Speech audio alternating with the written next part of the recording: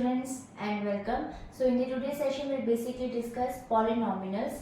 Chapter 2nd exercise 2.4 question number 5. So ये new NCERT है CBSE board के exams की जो तैयारी कर रहे हैं तो चेकआउट कर सकते हैं उनके न्यू NCERT की बुक की ही ये क्वेश्चंस हैं। तो देखिए सबसे पहले सेशन को स्टार्ट करते हैं। So before starting this session I just want to say अगर अभी तक आपको लगता है कि 1, 2 और 3 और 4 क्वेश्चंस में अगर आपको प्रॉब्लम है तो उसके लिंक मैं आपको यहाँ आई बटन में प्रोवाइड करूंगी, आप उनको चेकआउट कर सकते हैं।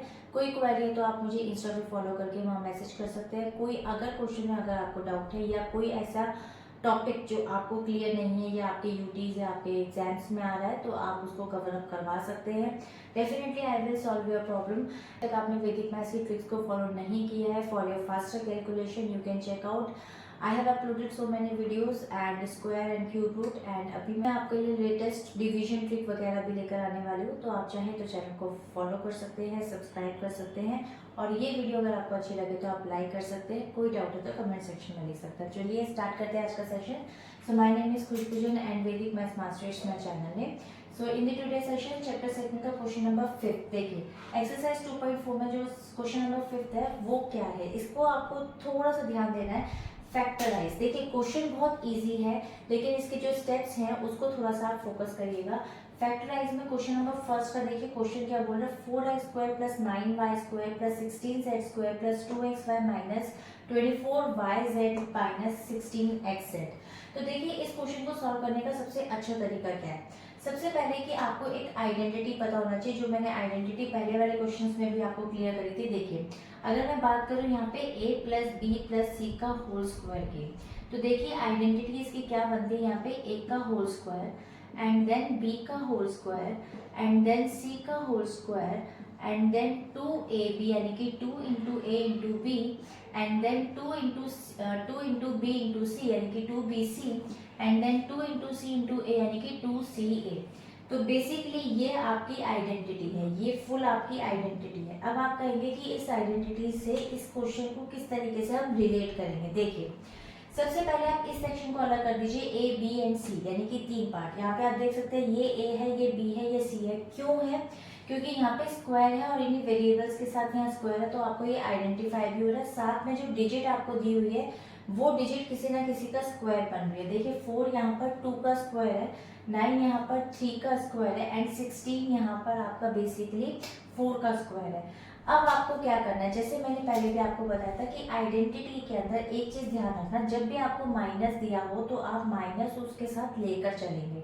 अलग से इसका कोई फॉर्मूला नहीं होता। जैसे फॉर्मूला आपने सीखे a + b का स्क्वायर, सो a - b का स्क्वायर भी है, a + b का क्यूब है तो a - b का क्यूब भी है, लेकिन इसमें नहीं होता है। ठीक है, अब देखिए पहले देखिए क्या करेंगे, एक्सटेंडेड करेंगे। लेकिन उससे पहले हमें क्या करना है, जो मोस्ट इंपॉर्टेंट चीज है जिससे आपका क्वेश्चन मक्खन की तरह सॉल्व होगा। सबसे पहले आप यहाँ पे वैल्यू डिसाइड कर लीजिए कि a की वैल्यू क्या है। a की वैल्यू मेरी यहाँ पर बन रही है 2x, ठीक है, तो मैं यहाँ लिख लेती हूँ 2x। b की वैल्यू मेरी यहाँ पर क्या बन रही है 3y, ठीक है, मैं 3y डिसाइड कर लेती हूँ एंड देन c की वैल्यू मेरी यहाँ पर क्या बन रही है 4z, ओके, 4 4 16 होता है। अब एक चीज की प्रॉब्लम है, देखिए क्या, यहाँ प्लस यहाँ प्लस यहाँ प्लस, लेकिन यहाँ माइनस आ रहा है। तो आपको क्या करना है, कैसे डिसाइड करें कि इनके साथ किसके साथ माइनस लगेगा। देखिए सबसे पहले आप देख लीजिए कि माइनस कौन से वेरिएबल्स के साथ, y और z, यानी कि b और c वाली वैल्यू के साथ है और यहाँ पर क्या है, यहाँ पर c और a यानी कि x और z तीनों के साथ में।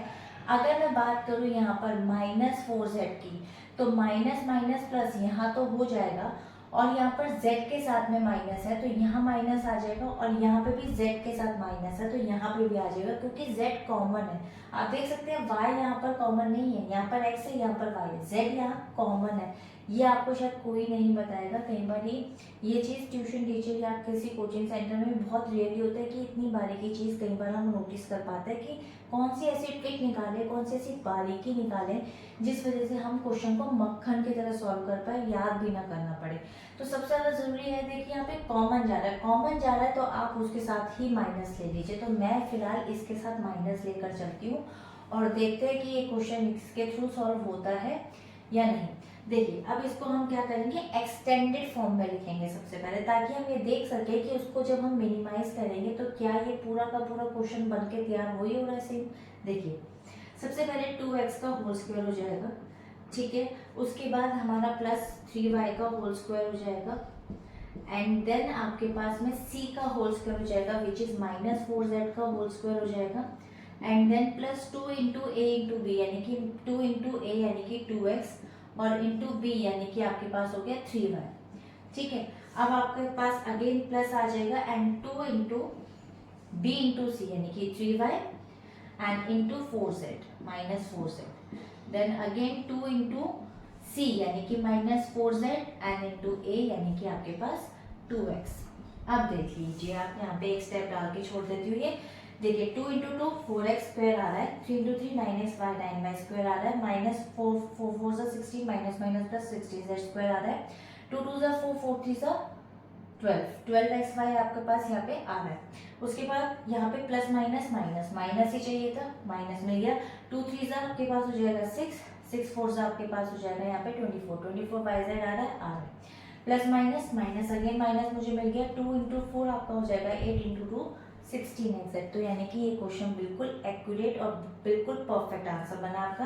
अब आपको क्या करना है, इसको स्क्वीज करना है यानी कि आपको इसको शॉर्ट फॉर्म में बनाना है which is a plus B plus C. जो वैल्यू पुट करेंगे उसको a plus B plus C कर दीजिए, सिंपल बिना सोचे समझे 2x plus 3y and then minus 4z, simple not put plus, simple minus 4z and then square. क्योंकि ये फैक्टराइज है इसको हम दो बार लिख लेते हैं, 2x plus 3y minus 4z and then again 2x plus 3y and then minus 4z। ये आपका आ गया यहाँ पे आंसर।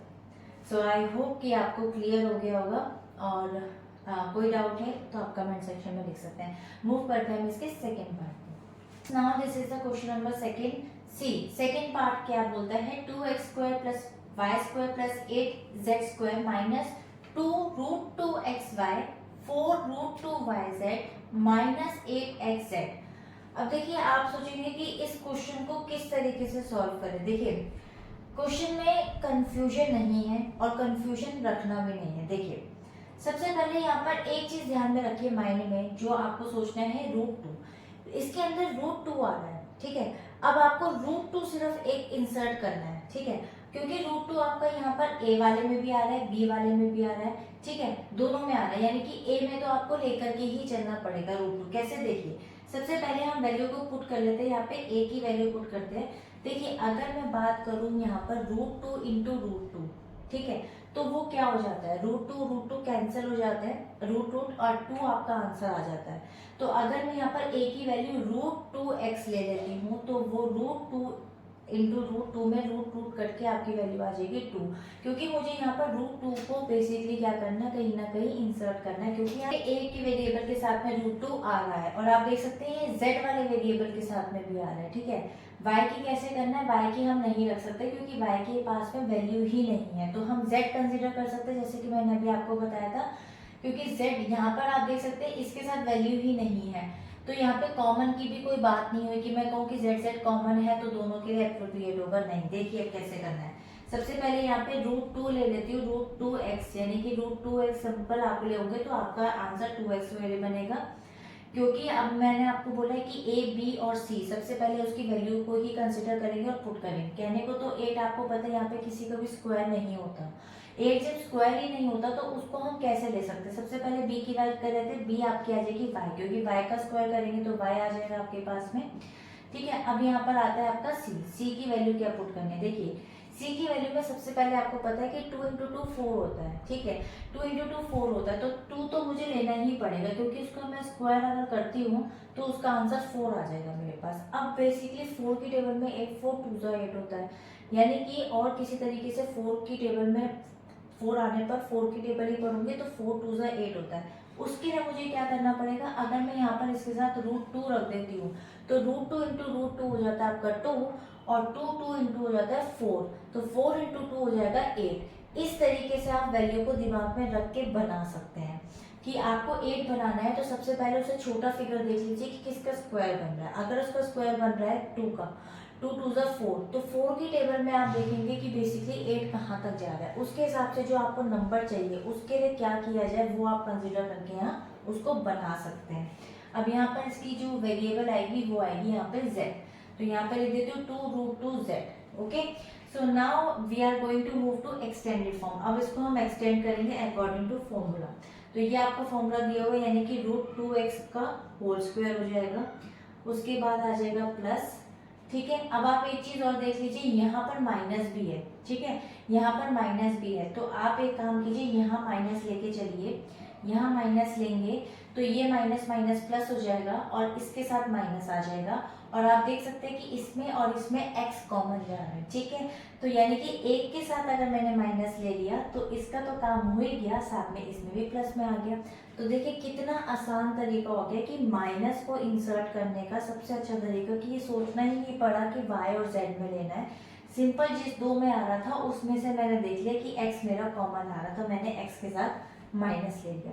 ये एक बहुत अच्छी चीज है, आप समझिए इस चीज को। देखिए अब आता है y का होल स्क्वायर, उसके बाद आता है c का होल स्क्वायर, यानी कि 2√2z का होल स्क्वायर। तो आप देख सकते हैं 2 × 2 × 2 8 और z का स्क्वायर एज इट इज बन जाएगा, प्लस में वैल्यू रहेगी। ठीक है, इसके साथ आप माइनस लगा दीजिए क्योंकि मैंने बाद में लगाया था, यहाँ माइनस आ जाएगा।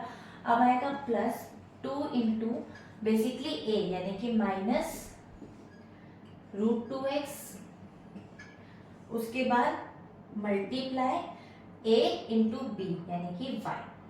ठीक है, आप चाहे तो थोड़ा सा इधर लिख लीजिए इसको।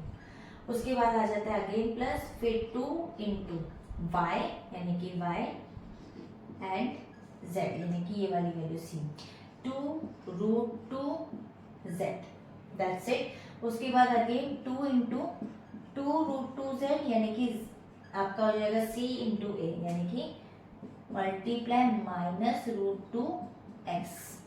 ओके, अब आप देख लीजिए minus minus plus √2 2x square, फिर आपका आ जाएगा y स्क्वायर, फिर आ जाएगा आपका 8z स्क्वायर, जो मैंने अभी समझाया आपको, 2 × 2 4, 4 × 2 8 और z square, plus minus minus आ रहा है, और 2 × 2√2 और x एज इट इज आ गया। उसके बाद सब में प्लस है, यहाँ पे भी प्लस है। ठीक है, 2 × 2 आपका हो जाएगा यहाँ पे 4 √2 आ रहा है क्योंकि √2 का और कोई यहाँ पे पेयर नहीं है, और z yz, तो yz आ गया आपका। फिर प्लस माइनस माइनस एंड 2 × 2 4 √2 आपका क्या हो जाएगा यहाँ पे 2, तो 4 × 2 आपका हो जाएगा 8 और 8 के साथ में आ जाएगा आपका zx। तो यहाँ पर आपका ये आंसर भी बन गया। तो इसको शॉर्ट फॉर्म में क्या लिखेंगे, a + b + c, सिंपल उसका होल स्क्वायर। तो मैं यहाँ लिख लेती हूँ √2x and then plus b यानी कि y एंड देन आपका यहाँ पर आएगा प्लस 2√2z का होल स्क्वायर। अब मैं इसको लिख लूंगी यहाँ पे 2 time minus √2x then plus y then plus 2√2z and then again minus √2x, okay, and then plus y and then plus 2√2z and this is the answer. So I hope कि आपको clear हो गया होगा। So move करेंगे हम इसके next part पे, next question में, नेक्स्ट सेशन में। सो अगर आपको वीडियो अच्छी लगी हो तो आप लाइक कर सकते हैं, कोई डाउट है तो कमेंट सेक्शन में लिख सकते हैं, मुझे इंस्टा पे फॉलो कर सकते हैं अगर कोई और क्वेश्चन की क्वेरी है तो। सो आप for faster calculation Vedic maths की ट्रिक्स को भी चेकआउट कर सकते हैं। So till then bye bye and stay healthy.